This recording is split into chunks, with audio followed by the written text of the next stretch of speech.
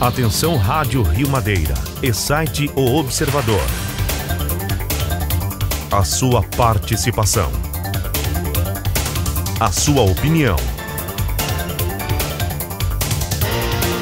Tudo que é notícia chega primeiro aqui.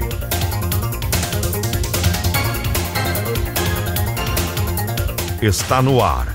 Programa do Fogaça. Eleições 2018. Você sabe as regras eleitorais? Você sabia que estamos aí há poucos meses das eleições gerais de 2018, aonde você vai escolher os próximos 24 deputados estaduais de Rondônia, os 8 deputados federais, os 2 senadores, o governador e o vice, e ainda vai ter de escolher o presidente da República? Para falar sobre isso, a gente convida hoje o Dr. Márcio Nogueira. Ele é especialista eleitoral e vai falar com a gente sobre, e também explicar para você sobre as regras eleitorais, o que o candidato tem de cumprir nessa eleição e também o compromisso do eleitor nessas eleições de 2018. Tudo bom, Dr. Márcio? Tudo bom, Fogaça? Muito obrigado pelo convite. É uma honra estar aqui no bate-papo com você, que tem tanta audiência e uma audiência muito qualificada. Fica feliz com isso de receber o Dr. Márcio, que é um dos assim, no linguajar popular, é um dos bambambam do direito eleitoral, o estudioso do direito eleitoral de Rondônia, e já vai começar a falar pra gente quando que é a eleição 2018. Isso, a eleição é no primeiro domingo de outubro, lá é a data que o eleitor vai manifestar a sua vontade, e nós temos uma consolidação de uma regra da eleição anterior, que é um período eleitoral mais curto, né? Então, bom lembrar já isso, que antigamente a campanha durava 90 dias e agora a gente passa desde a campanha passada para uma de 45 dias, né? Doutor, antigamente as eleições eram bem extensas, né? Eleições aí que já teve um prazo ou é lenda que tinha eleição, era um ano antes de campanha? Teve já? Se a gente pensar em marcos que são importantes para o processo eleitoral, de fato, antigamente o marco inicial do processo era um ano antes, que era a última data para se filiar a partido político. Então, se você imaginar que naquele dia, um ano antes, você tinha o universo de possíveis candidatos, ali se dava a largada do processo eleitoral. Então, se eu tinha a intenção de sair candidato, eu tinha que tomar uma decisão um ano antes, se eu ia sair pelo MDB, se eu ia sair pelo DEM, se eu ia sair pelo PSB. Isso, obviamente, tem consequências no processo eleitoral. Então, ali começava para valer a campanha. O que mudou, agora são 6 meses de antecedência para filiação em partido político. O senhor que começou com já a eleição de 2016 mudou a regra, né? O senhor, como estudioso do direito eleitoral, mudou para melhor ou, de certa maneira, a população ainda, o eleitor, não assimilou muito essa questão dessa nova mudança? Eu tenho a impressão que a gente está ainda num período de testes. Nós estamos testando fórmulas para ver qual funciona melhor. Nós tivemos uma mudança substancial em 2016, que foi o término das doações por pessoas jurídicas. O nosso sistema ele era financiado principalmente, as eleições eram financiadas principalmente por empresas.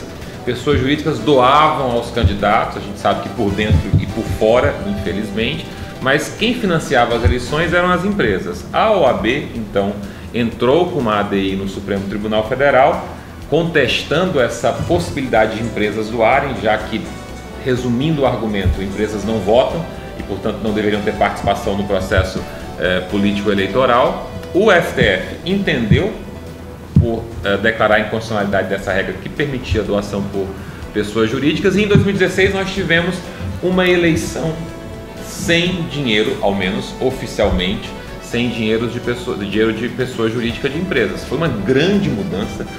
Nós observamos que foi uma campanha com um volume menor do que as campanhas anteriores de propaganda, alinhado a essa exclusão das pessoas jurídicas. Nós tivemos a redução do tempo de campanha, que passou a 45 dias. Nós tivemos a redução dos meios de propaganda, exatamente para compatibilizar com menos dinheiro e menos propaganda. Então, um exemplo bem básico, em 2016 aquela tradição dos muros pintados acabou. Você não podia mais, e essa regra continua, pintar muros. Então, os meios de propaganda ficaram muito mais limitados, uma campanha mais barata, só que houve uma percepção por parte do nosso Congresso Nacional que ficou muito difícil fazer campanha sem o dinheiro das empresas, das pessoas jurídicas. E daí vem a grande alteração. Só de certa maneira aqui, o que aconteceu em 2016? 2016, eles fizeram um teste nas eleições municipais, só que na reeleição dos deputados, eles mudaram a regra para eles, né? Depois de toda aquela movimentação do povo nas ruas, depois de todo aquele reclamo por reforma política e reforma eleitoral, o que a gente teve na realidade como grande alteração no sistema foi a criação de um fundão.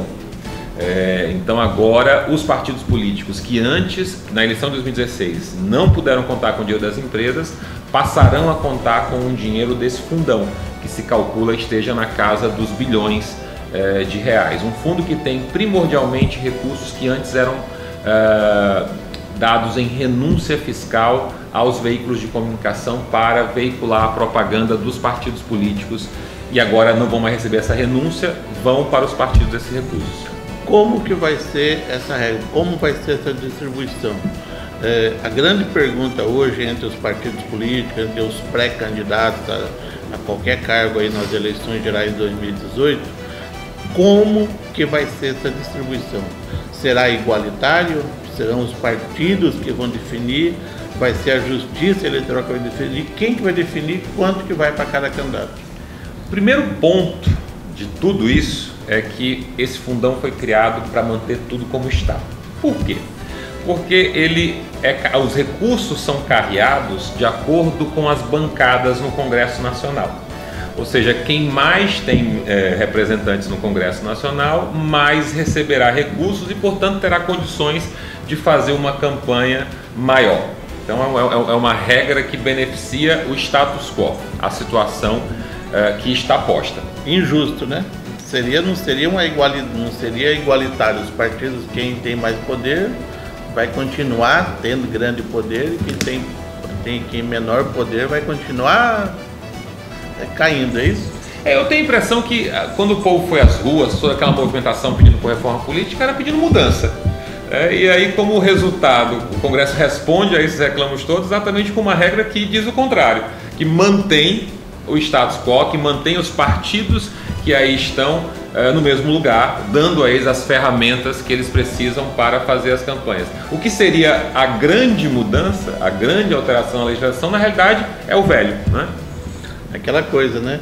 Faz-se as mudanças que o povo quer, mas com as regras de quem está votando, né? Exatamente, regras que perpetuam quem já está lá, sem dúvida. Essa foi a principal alteração. Coligação.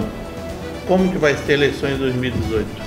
Não temos alterações substanciais em termos de regras de coligação. É preciso respeitar aqui no estado. Se eu tenho vários partidos que apoiam um candidato a governador, esses partidos podem se coligar entre si, fazendo uma coligação só ou mais de uma coligação na proporcional, que é para federal e para estadual, e eu não posso ter um partido que está com um governador coligado com outro partido que está com outro governador, mas são regras que já existiam nas eleições anteriores, né? Essa questão aqui, um exemplo, no estado de Rondônia, hoje também tem uma regra que os partidos têm de atingir um mínimo de voto nas urnas. Como que é essa regra? Há uma percepção de que é preciso fortalecer os partidos políticos, e lá atrás o Congresso Nacional aprovou uma cláusula de barreira que potencializava o funcionamento dos partidos políticos desde que eles alcançassem um determinado percentual dos votos. Essa cláusula de barreira foi levada ao Supremo Tribunal Federal lá atrás, a primeira versão dela, e o Supremo disse que era inconstitucional, porque houve a percepção que isso excluiria do processo democrático partidos consolidados e tradicionais como o PCdoB, por exemplo. E já vários ministros que participaram da votação disseram publicamente que erraram, que na realidade os partidos precisam sim ter uma representatividade maior, e nesse movimento, nesse diálogo, acabou vindo uma regra agora nessa última reforma, que sim estabelece essa cláusula de barreira, mas de forma mais moderada e sequencial. Então não é para valer de imediato, ela vai ficando mais restrita com o tempo, conforme as eleições vão passando, com essa finalidade. Partidos precisam ter representatividade, partido precisa ter voto, o que parece algo elementar. Sério? Não faz sentido que partidos recebam verbas do fundo partidário, que partidos tenham uma série de benefícios no seu funcionamento no parlamento, se eles não têm voto. De certa maneira seria o cara que tem aquele... Como acontece qualquer regra hoje, quem tem voto manda mais, né? Exatamente, o que faz muito sentido. Na regra anterior, que não tinha nenhuma medida nesse sentido, partidos sem votos recebiam recursos relevantes do fundo partidário, partidos sem voto tinham um funcionamento idêntico aos demais no Congresso Nacional, e cadê o voto? Cadê o eleitor endossando aquela agremiação partidária? Aquele papel da sigla de aluguel, ele vai extinguir com o passar do tempo? 2018 ainda está valendo a regra dos famosos partidos de aluguéis? Eu tenho a impressão que uma medida que teria grande eficácia para acabar com isso, ou ao menos atenuar enormemente, seria o fim das coligações na proporcional. Porque a coligação na proporcional, ela deturpa o sistema e ela faz com que se crie uma dependência de vários partidos para se conseguir viabilizar uma candidatura majoritária. Então, e você tira a identidade, não é? Tem que se achar uma solução para isso, ou acabar com a coligação da proporcional. 2020 já não tem coligação. Mas aí daqui até lá é outro congresso, vai que mudam de ideia. É que o que acontece hoje, você que está nos assistindo agora, você que está nos ouvindo aí em Ji-Paraná, Ouro Preto, Presidente Médici, através da TV Gazeta, Porto Velho, Candê, através da TV Gazeta, e você que está nos ouvindo através da Rádio Rio Madeira FM, pelas redes sociais, estamos conversando com o Dr. Márcio Nogueira, advogado e eleitoralista. Ele é eleitoralista? Eleitoralista é o nome que mais comum. Eleitoralista, um estudioso de direito eleitoral, e ele está explicando para a gente as regras da eleição de 2018. E pelo que eu percebi, ele não se atreve nem a falar de 2020, porque a regra de 2018 está definida, não tem como mudar mais, né? Sim, não tem mais como. Mas a Constituição veda que se altere as regras da eleição. Mas nem o TSE pode, alguma resolução pode soltar? O TSE já soltou todas as resoluções, são tudo que ele tinha que normatizar em termos de eleições de 2018, já foi feito. Então tá definidas as regras de 2018. Então, ele nem, pelo que eu estou sentindo aqui, ele nem se atreve a falar sobre 2020, 2022, porque realmente pode acontecer. Pode mudar tudo, como no Brasil as coisas funcionam assim muito rápido devido à conveniência do momento, né? Sem dúvida. A cada eleição nós temos regras novas.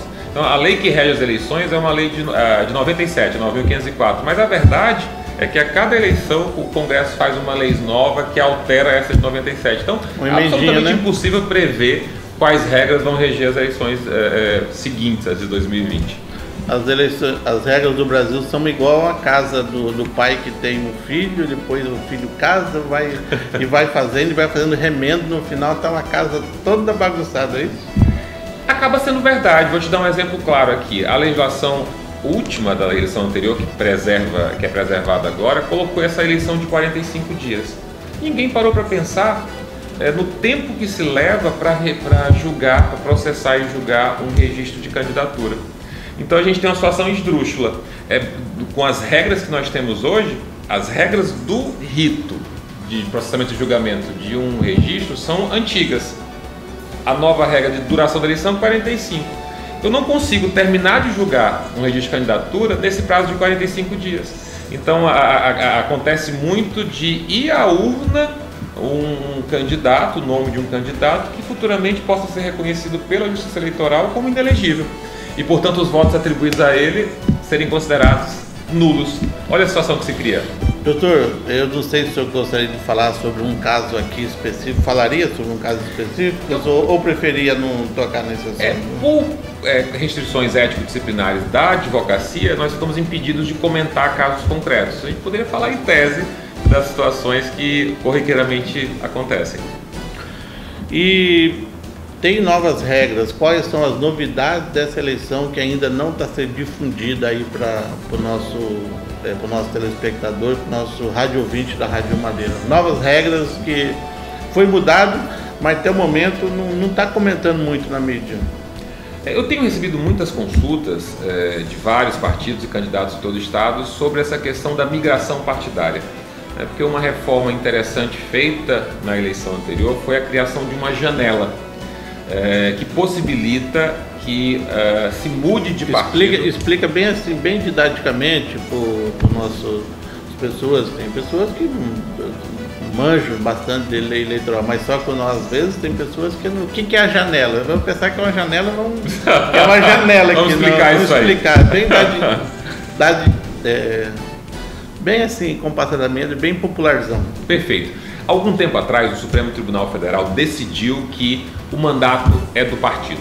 Ou seja, quem foi eleito e exerce um mandato não pode trocar de partido. Se trocar, ele perde o mandato e entra o outro na sequência que foi eleito como suplente. Portanto, criou-se aí uma situação. Antes era muito comum, eu me elejo deputado, não gosto mais da minha legenda no mês seguinte, já troco para outro partido e continuo exercendo o mandato. O Supremo acabou com isso. O TSE então normatizou essa situação, trocou de partido, perdeu o mandato por ordem da Justiça Eleitoral. E o Congresso, então, tentando aí o meio termo, na eleição do ano passado, criou uma janela. Ele permite que aqueles que têm mandato e que vão disputar eleição possam sair do partido em que estão e passar para outro partido. Nessa regra seria um exemplo. Quem hoje está exercendo o mandato de deputado estadual e federal, ele poderia mudar de partido agora. Exatamente. Esse é o ponto. Até quando que ele pode mudar? Até o dia 7 de abril, ou seja, está muito próximo. Começou dia 7 de março. Isso, 30 dias antes do prazo final para a filiação em partido político. É possível a migração, mas não para todo mundo. E é isso que tem gerado algum tipo de dúvida. Como não para todo mundo? Vamos lá. Preciso que o cargo esteja em disputa. Então, o vereador que deseja sair a deputado estadual, ele não pode migrar. Se o vereador que deseja sair a estadual migrar de partido para disputar a campanha em outro partido, ele pode perder o mandato de vereador. Então, vale para estadual e vale para federal, que são os mandatos em disputa. E vale para senadores, governadores e eventualmente o presidente da República, porque o TSE, depois de algum tempo, decidiu que majoritário não tem fidelidade.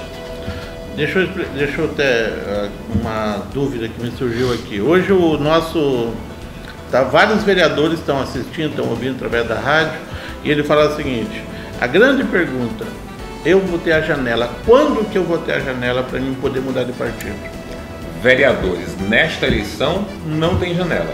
Eles podem mudar de partido se por algum motivo previsto na resolução que trata da fidelidade eles mudarem. Então, quais seriam esses? Por exemplo, se o partido político na prática se desvincula do seu programa partidário. Então, o partido político se propõe a desenvolver uma linha a favor, por exemplo, de uma economia mais liberal. E na prática o partido se desvincula disso, ele passa a defender, digamos, uma bandeira o Estado mais forte. Esse é um dos motivos que se pode alegar para sair de um partido. Um partido, por exemplo, que tem um desvio ético muito grave. Então nós temos situações de membros de partidos com condenações graves, e isso obviamente acaba impactando nos demais filiados que ficam também ligados a esse nome que já não está tão bem visto. Esse pode ser um motivo também para se sair de um partido sem perder o mandato, mas não pela janela. A janela para os vereadores será em 2020, quando estarão em disputa os cargos os cargos de vereadores, os cargos da Câmara Municipal. Outro ponto, o cara está no mandato de vereador ou de qualquer outro cargo e ele é expulso do partido. E muitas das vezes esse expulso do partido ou uma carta de anuência, de certa maneira, é forjada. Como que funciona essa situação? A perseguição do partido a um filiado seu que exerce mandato, ela pode sim caracterizar um motivo justo para a saída do partido sem perda do mandato. Mas é preciso demonstrar que há essa perseguição. Então, por exemplo, você dizer que, eu quero ser candidato a governador e o partido não quer me escolher como candidato a governador, isso não é perseguição. Não é a justa causa? Não é justa causa, sem dúvida nenhuma, porque o partido tem as suas instâncias internas, ou deveria ter, né, para definir quem vai disputar a eleição. A questão da anuência tenha sido aceita pela Justiça Eleitoral, há vários precedentes do TSE, entendendo que se o mandatário sai de um partido com a anuência desse partido para a saída dele, não há que se falar em perda de mandato. Isso é uma regra que hoje, quem assinaria essa carta de anuência? Isso é preciso que se respeite o estatuto partidário, porque a vontade do partido se manifesta. O partido, embora não pareça, é uma entidade privada e ele se rege internamente pelas regras do seu estatuto. Então a vontade do partido é manifestada segundo determina o estatuto. É preciso analisar especificamente o estatuto daquele partido para dizer quem seria a pessoa habilitada a dar essa anuência. A arrecadação eleitoral, aquele famoso dinheiro, da onde vai vir, já falou que vem do fundo partidário, não sabe seu valor, não sabe como será a distribuição. Por exemplo, tem muitas pessoas que falam, eu sou candidato a deputado federal, por partido A, o partido B, o C, o D. Quanto que eu vou receber para me gastar na minha campanha? E como que vai ser o controle desses gastos e do recebimento desse dinheiro? Sobre o controle, vou começar do final. Sobre o controle, a cada eleição a Justiça Eleitoral evolui mais no julgamento, no acompanhamento das contas e posteriormente no julgamento das contas. Há hoje uma colaboração muito intensa da Justiça Eleitoral com a Receita Federal, por exemplo, o que permite um cruzamento de dados que identificam quem está forjando informações na prestação de contas. Então a Justiça Eleitoral tem sido muito rígida, muito rigorosa no acompanhamento das contas. Se exige inclusive que essas contas sejam divulgadas ao longo da campanha para permitir transparência, ou seja, o eleitor quando vai votar, ele sabe que aquele partido recebeu financiamento de tal ou tal pessoa, aquele candidato teve financiamento de tal ou tal pessoa, que traz uma transparência maior. Sobre fonte de recursos que você mencionou, preciso lembrar que ainda é possível doação de particulares. Não pode de pessoa jurídica, mas pode particular pessoa física. Pessoas físicas ainda estão habilitadas a participar do processo político eleitoral com doações e, inclusive, essa foi uma grande crítica a essa reforma agora. O candidato rico é privilegiado. Na eleição passada, já funcionava dessa maneira e foi preservado, que o candidato que tem recursos próprios, o limite de doação dele para a campanha dele é o limite de gasto daquele cargo. Ou seja, ele terá uma facilidade maior na campanha. Os outros candidatos que não têm recursos poderão arrecadar com pessoas físicas, e as pessoas físicas ficam limitadas a 10% da sua renda bruta no ano anterior. Então veja aí a disparidade. Houve uma tentativa sim de colocar o candidato na mesma regra, de modo que o candidato só pudesse doar até 10% da sua renda bruta do ano anterior, mas isso acabou não passando. Então continuou a regra aí de que ele pode injetar recursos na sua campanha até o teto total, ou seja, ele pode se autofinanciar inteiramente. De certa maneira, a regra é o seguinte: eu sou um exemplo aqui, o A é um candidato rico e o B é um candidato pobre.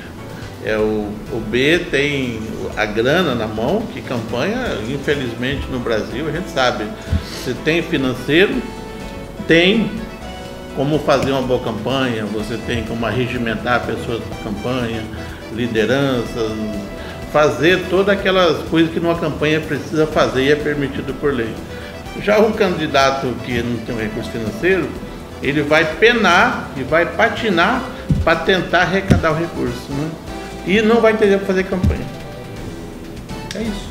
E a gente sabe do quanto é importante para levar a sua mensagem até o eleitor que você tenha recursos que permitam isso, né? E esses tipos de arrecadação, quais são os tipos de arrecadação que terá em 2018? É importante falar de uma novidade, uma novidade bem interessante, que é a chamada vaquinha virtual, ou que vem lá do inglês do crowdfunding, né? Que é interessante, foi fundamental inclusive na eleição do Obama. O Obama lá atrás, na primeira eleição dele, boa parte dos recursos que ele arrecadou para a campanha dele, o Obama, o ex-presidente americano, né?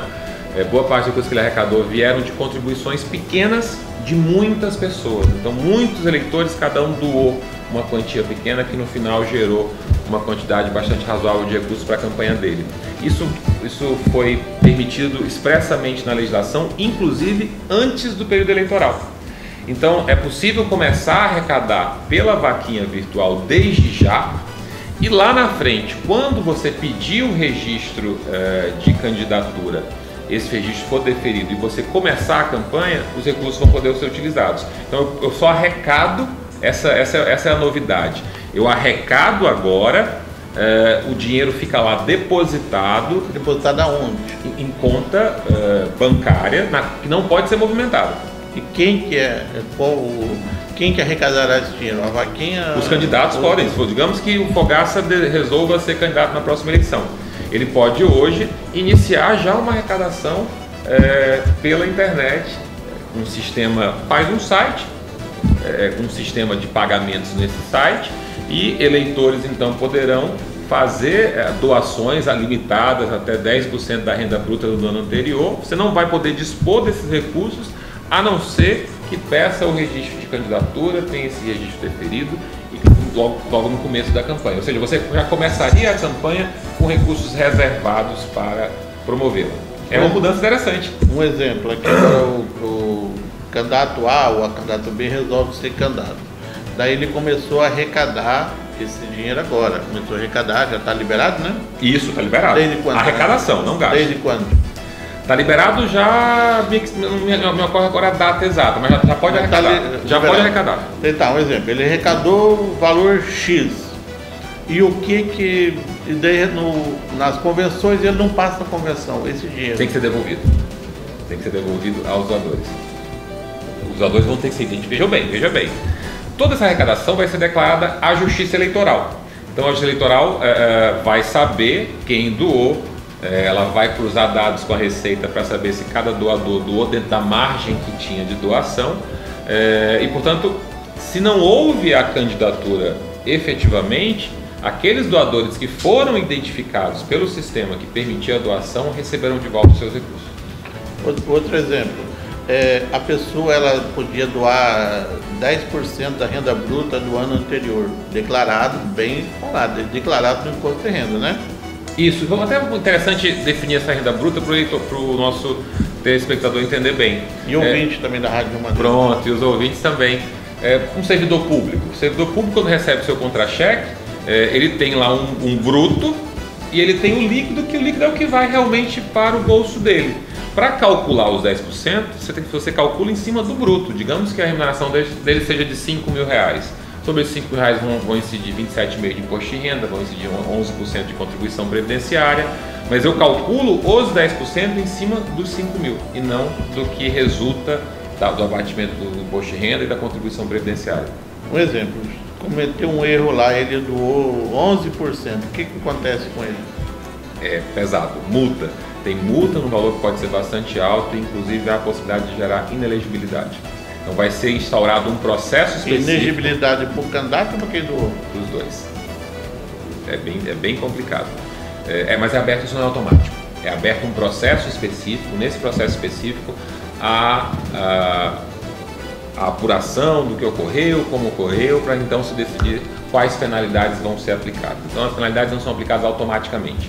Nas eleições de 2014, 2016, a gente sempre acompanha alguns casos no TRE aqui, onde as pessoas doaram, um exemplo, doou o serviço dele.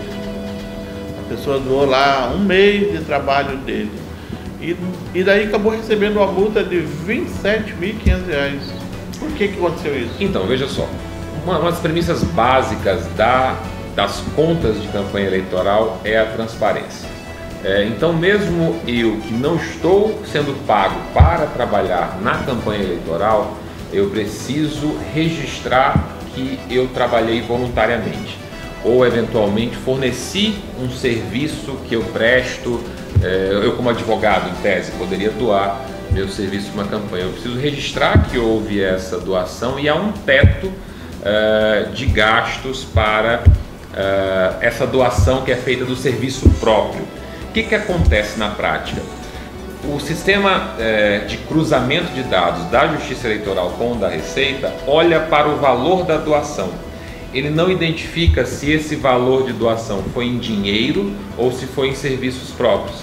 Então a gente percebeu que nas eleições passadas, como muito bem você lembrou, ao cruzar os dados, várias pessoas que haviam doado serviços, por exemplo, doei R$30 mil em serviços meus.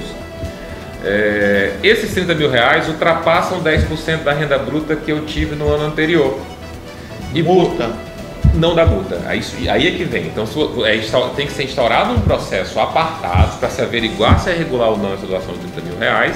E obviamente o seu advogado vai demonstrar lá que aqueles R$30 mil não foram doação em dinheiro, que aí sim seria ilícito, mas sim foi uma doação feita em serviço próprio. Você, em linhas gerais, em português mais claro, você foi voluntário na campanha.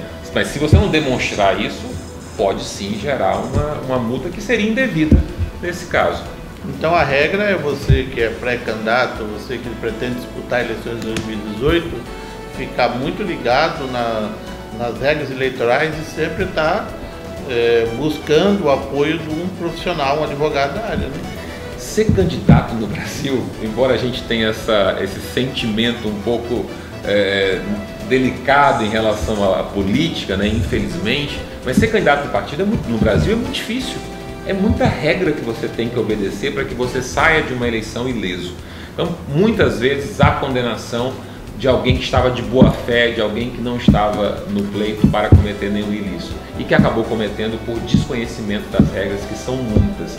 Então, é fundamental no Brasil que se tenha um acompanhamento jurídico muito próximo, porque há várias decisões que são tomadas no dia a dia de uma campanha que, se não tiverem um aconselhamento jurídico, poderão gerar inelegibilidade, poderão gerar multa, poderão acabar manchando um nome que não teria motivo para ter a mancha, né? Se tivesse tido a delicadeza de contratar um profissional, né? Por isso nós estamos aqui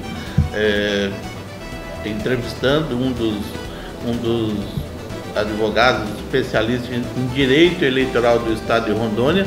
Lembrando que você que é pré-candidato, pretende entrar na disputa, fique muito ligado. O que você pretende realmente é para ganhar a eleição e depois ficar no mandato, que é o pior, né? E também tem que ter uma atenção muito grande com os aspectos jurídicos do exercício do mandato, para que você não passe depois a vida inteira respondendo a Tribunal de Contas, respondendo a Ministério Público. Então, o exercício do mandato exige uma atenção muito especial também. Nós realmente temos uma legislação muito pródiga. O brasileiro gosta de leis, o brasileiro gosta de regulamentar tudo. Cada dia que passa tem uma nova regra. E outras regras aí que vai valer nessa eleição? Em linhas gerais, eu acho que as mudanças que são mais significativas são essas. Tem essa discussão hoje muito grande em torno do caso Lula. Não sei se podemos comentar aqui do caso Lula. Pode falar. Eu ia colocar alguns casos específicos, mas falou questão de ética. Mas como é um assunto nacional, exato. Um assunto, vamos se ater aqui a Rondônia, que a gente teria vários casos para a gente conversar, comentar, dar o que pensa o Dr. Márcio, mas de certa maneira vamos deixar quieto isso aqui, vamos falar caso Lula hoje. Que é um assunto nacional. Lei da ficha limpa. Isso, é um assunto nacional. Tá, hoje existe uma campanha a nível de Brasil, da militância da esquerda, do modo geral, para falar que Lula disputa eleição sem Lula não é uma eleição legítima, e a visão hoje do Dr. Márcio Nogueira. Tem algumas situações, Fogaça, que precisam ser analisadas para se dizer se há inelegibilidade ou não. Então, por exemplo, uma condenação por improbidade. Nem toda condenação por improbidade gera inelegibilidade. Vai depender de quais características tem aquela específica condenação por improbidade. No caso do ex-presidente Lula, não cabe esse juízo. A condenação dele, nos termos em que foi posta, que é uma condenação criminal, nos termos em que ela está posta, é uma operação matemática. Foi condenado, está inelegível. Só que isso precisa passar por um processo. É preciso que o Ministério Público entre com a petição inicial, que o juiz determine, no caso o TSE, que é quem julga o candidato a presidente da República, permita a ele que se defenda. É preciso que se dê eventualmente a oportunidade de produção de prova, que eu até acho que nesse caso não cabe, porque a única prova ali é a existência ou não da sentença, exatamente, da condenação, mas é um processo. E como eu disse há pouco, esse processo costuma demorar bastante.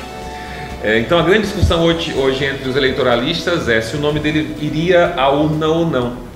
Porque em tese, ele teria o direito de continuar fazendo propaganda e ter o nome da urna até o dia em que transitasse em julgado a decisão sobre a candidatura dele. Se o TSE dissesse que ele não pode ser candidato, e a tendência é essa, porque, como eu disse, não há dúvida de que aquela condenação o torna inelegível, ele teria recurso para o STF.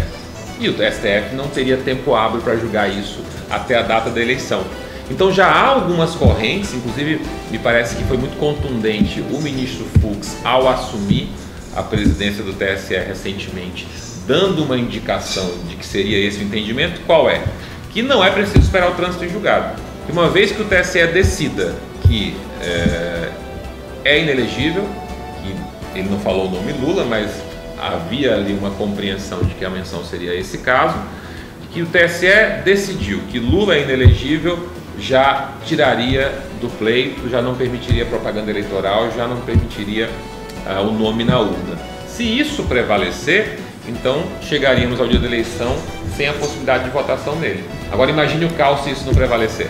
Tá, e outra coisa é o seguinte: Lula passa na convenção, o partido escolhe ele como candidato a presidente da República. Isso pode acontecer. Lula começa a campanha, lá na frente o TSE fala fora da eleição, tem os julgamentos e tal, fora da eleição, para substituição do candidato. Qual o prazo que teria? Isso, de novo, mudaram a regra do tempo de campanha, mas não mudaram as outras regras. Então acabou ficando, você tem que tomar a decisão sobre manter a candidatura ou não antes de ter o julgamento dela, se ela vai ser mantida ou não. Ficou muito confuso essa substituição. Então ele entra, ele insistindo na candidatura, ele vai para uma loteria, porque ele vai chegar lá, vai acabar o prazo para a substituição e ele não vai saber ainda se a candidatura dele vai ser homologada ou não. É uma situação que deixa o país inteiro com insegurança. Porque imagina só se nós chegarmos ao ponto em que ele está na urna, ele é votado, é eleito presidente da República e ao final é considerado inelegível. Como é que fica o país? O que aconteceria nessa hipótese aí? O que aconteceria? Teria nova eleição? O que aconteceria no Brasil? Isso, pela regra atual, que foi modificada na eleição passada, nós teríamos uma nova eleição.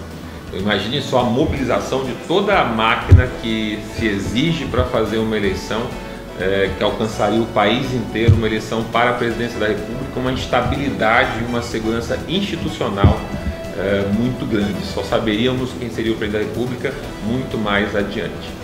Certo, ele levaria a economia, levaria todos os setores do Brasil, certamente por caos geral, né?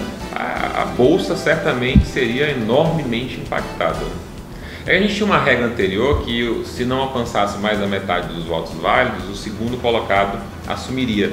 Isso já aconteceu em alguns estados, mas o Congresso alterou isso na eleição passada e essa necessidade de convocação de novas eleições foi colocada nessa alteração de 2016 e prevalece até hoje. E mais alguma regra que vai valer para essa eleição aí? Mais algum caso que o senhor gostaria de discutir? São tantas regras que a gente poderia passar aqui o dia inteiro falando. Vamos falar mais algumas aí, algumas interessantes aí para o nosso telespectador, nosso rádio ouvinte aí ficar bem sintonizado do que realmente vai acontecer em 2018. Vamos falar de uma situação hipotética aqui que pode interessar bastante a Rondônia. Um candidato condenado criminalmente, eu falei há pouco do caso do Lula. Mas não vamos falar nome aqui de Rondônia para não ter... Isso, no caso do Lula não houve, no caso do Lula não há que se falar em prescrição, até porque a pena que foi colocada pelo TRF foi uma pena maior do que a do juízo de primeira instância, que era o juiz Moro, e portanto lá não cabe prescrição. Mas digamos que um candidato, um pretenso candidato, alguém que queira ser candidato, tem uma condenação criminal que possa vir a ser fulminada por uma prescrição. Essa prescrição pode ou não colocá-lo na disputa, ou seja, pode ou não afastar a inelegibilidade. Poderia? Depende. Aí depende. Do quê? Então depende se a condenação vier a transitar em julgado e só então se consegue a prescrição, não. Ele não conseguiria estar elegível para o pleito.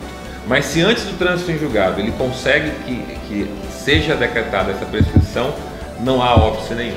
Então o momento em que se decreta a prescrição influencia diretamente na possibilidade de registro da candidatura. Isso é um tema que pode ter bastante repercussão. De certa maneira, quando a gente fala o trânsito julgado, seria o quê? Seria a publicação? Não, trânsito julgado é que quando aquela decisão na seara criminal ela já é definitiva e a pena tem que ser cumprida.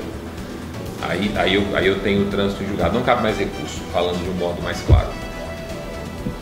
Interessante. Seria uma tese aí que se comenta muito no estado de Rondônia, que pode acontecer. Um candidato aí que não vai falar o nome aí para questão de para não comprometer aqui a imparcialidade. Mas em tese, falando em tese sobre uma situação como essa, então o momento em que a prescrição é decretada tem influência direta na habilitação para se candidatar no pleito. Qual outra regra na eleição de 2018?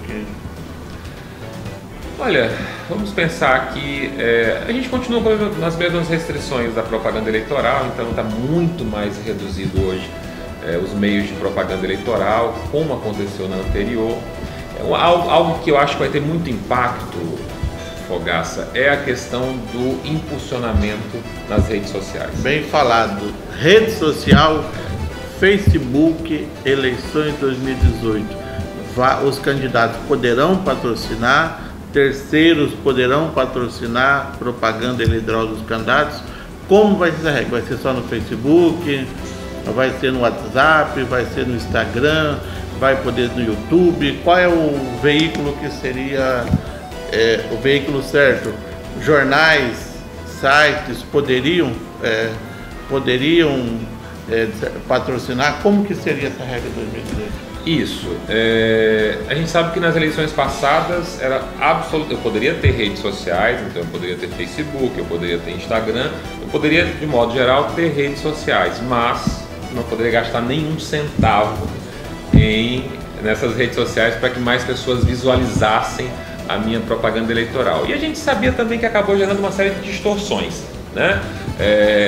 Pessoas outras que não os candidatos faziam sim impulsionavam, faziam o patrocinado.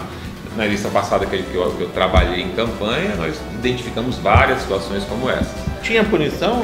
Tinha, a punição cessava imediatamente e era muito fácil descobrir assim. Porque passava na tela, a gente fazia o print da tela, pedia ao juiz eleitoral que determinasse a rede social, a empresa que fornecesse o IP, e pelo IP a gente conseguia descobrir de onde vinha aquela publicação, quem fez a publicação. isso gera multa. A penalidade era multa. Se a gente conseguisse conectar aquilo diretamente ao candidato, inclusive sanções mais graves como cassação, porque ele estaria gastando em algo que a legislação veda, que caracteriza abuso do poder econômico. E se alguém, um exemplo, o cara que quisesse prejudicar o candidato, ou quisesse, sem a anuência do candidato, ele fez aquela coisa, como ficou isso aí? É por isso que a gente tinha que demonstrar uma participação do candidato. Então, o simples fato de haver o patrocinado feito por outras pessoas não impactava diretamente no candidato. Tem que demonstrar, tive situações aqui, por exemplo, de o filho patrocinando. Aí fica mais claro que há uma estratégia conjunta para burlar a legislação. Eu tinha que demonstrar isso. E 2018, como vai ser? 2018, as redes sociais, os candidatos têm que fazer com transparência, declarando na sua prestação de conta, respeitando os tetos de gastos previstos na legislação, eles podem fazer patrocinado nas redes sociais. Então qual é uma grande mudança. E qual o percentual que vai poder patrocinar na rede social? Não foi colocado um gasto, um teto específico para essa ação de marketing. Então eu falo que teto de gasto é o geral da campanha. Ele pode gastar o dinheiro todo da campanha em rede social? Poderia. Vai ser um teste. Nessa eleição agora a gente vai ter esse teste de como funciona uma eleição com patrocinados em redes sociais. E a gente sabe inclusive que sem patrocinado o Facebook agora já não dá tanta divulgação, né? Uma medida recente do Facebook foi diminuir as visualizações de páginas que não são patrocinadas. Portanto, se eu quiser ter visibilidade no Facebook, eu vou precisar patrocinar.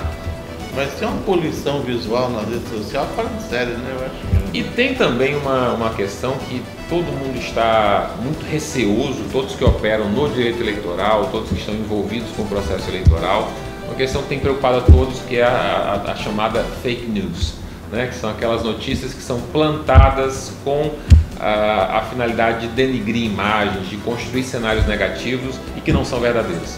Então imagine só uma estratégia que envolva fake news, agora os nomes são todos em inglês, né? Que envolva fake news e dark post. O que é o dark post? O dark post eu crio uma publicação, pago ao Facebook para que o máximo de pessoas visualize, eu consigo direcionar a públicos específicos, né? Então, por exemplo, eu direciono essa publicação a professores. E aí eu coloco na publicação que o determinado candidato vai pensar que é algo nefasto para os professores, vai tirar alguma gratificação específica dos professores. Coloco isso na publicação e faço o patrocinado como dark post. Isso quer dizer o quê?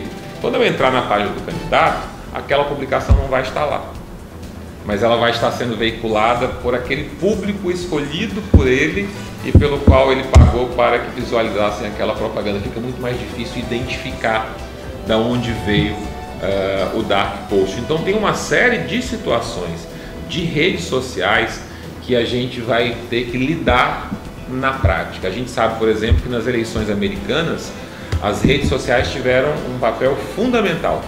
Certamente o atual presidente americano Trump não teria sido eleito presidente da República se não tivesse manejado tão bem redes sociais como ele manejou.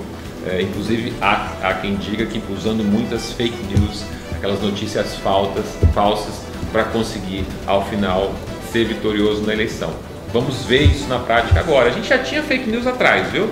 Lá nas eleições anteriores apareciam alguns sites de notícias, né? De notícias que nunca antes tinham feito qualquer tipo de divulgação de notícia, mas do dia para a noite apareciam durante a campanha e claramente tinha uma linha de ataque a determinado candidato. Isso acontecia com frequência. Agora nós temos a possibilidade de patrocínio, desse gasto ser feito de modo lícito. Então é perigoso, é um cenário perigoso. E como combater o fake news? Ninguém ainda encontrou um remédio plenamente eficaz para isso. Já houve diversos debates, o TSE tem se mostrado muito sensível a encontrar uma forma de diminuir o impacto dos fake news nas eleições, mas a verdade é que ainda nós não encontramos uma fórmula. Talvez ao final dessa eleição, em que nós experimentaremos esse novo cenário de uso das redes sociais, a gente consiga chegar em alguma medida. Mas a verdade hoje é que não se sabe. A verdade hoje é que não se sabe. Na verdade, hoje no Brasil, se você abrir qualquer rede social, você vai ver. Tem o pessoal da esquerda e da direita. Você tem notícias fake news contra a esquerda e tem notícias fake news contra a direita. E já virou assim uma verdadeira de uma guerra virtual que acontece nas redes sociais. E daí, como identificar esse fake news? É verdade o que está acontecendo? Essa é a grande dúvida.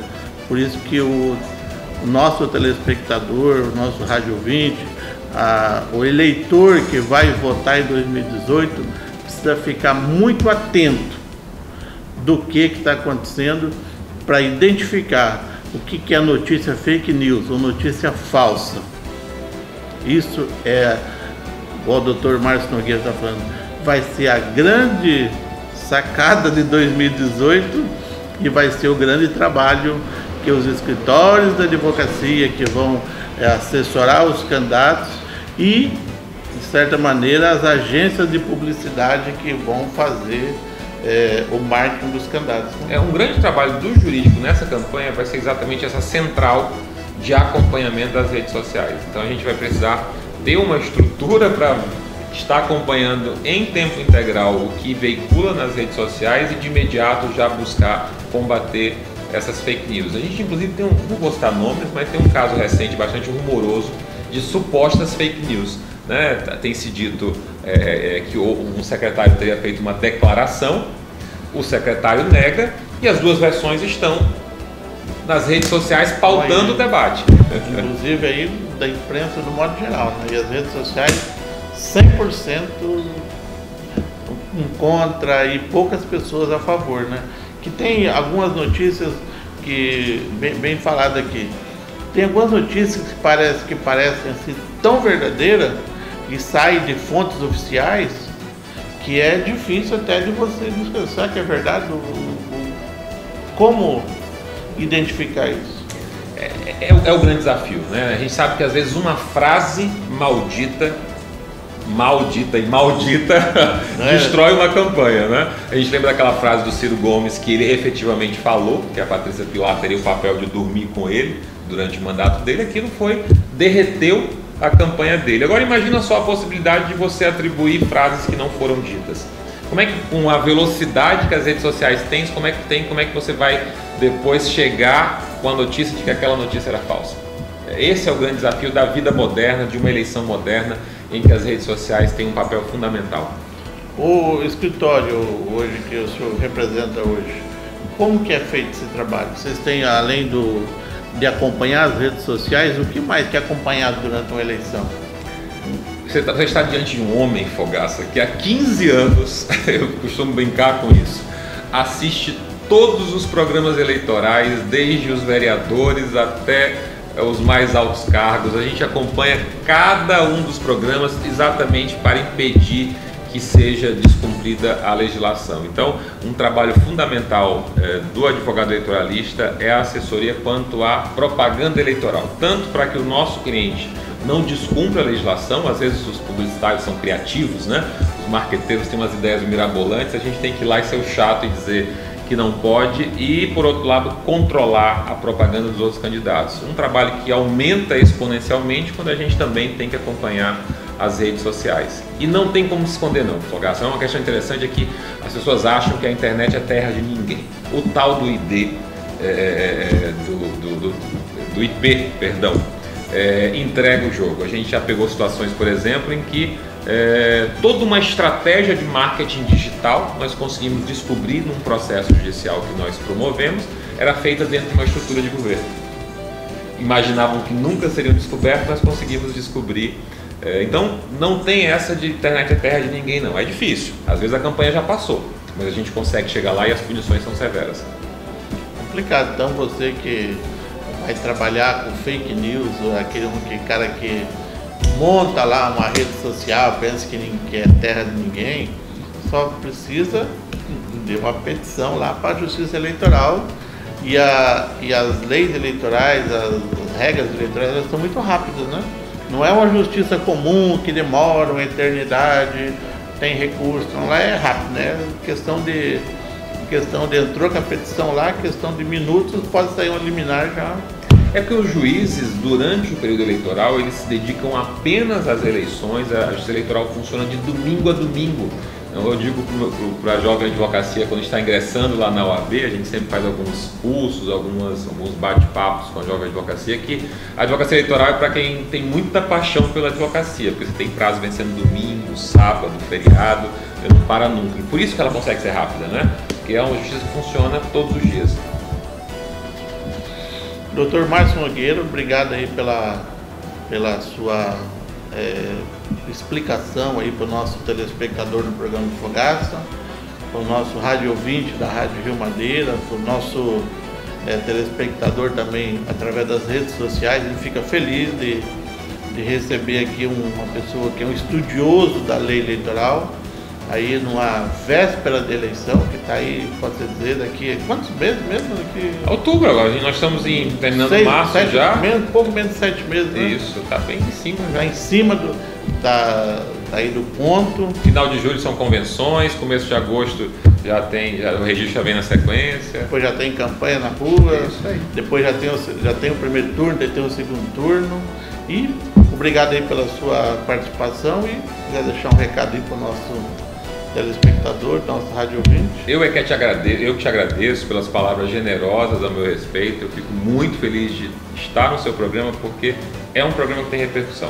O que se fala aqui nesse bate-papo agradável com você repercute, impacta no estado inteiro, e a gente tem ouvido muito falar sobre o quanto você tem feito um belíssimo trabalho, e agradecer a quem está nos ouvindo, a quem está nos vendo. É uma alegria poder contribuir com a potencialização da democracia. A hora de mudar alguma coisa é agora, e quanto mais informação o eleitor tiver, maiores as chances dele conseguir mudar esse país. Obrigado. Muito obrigado, Fogaça.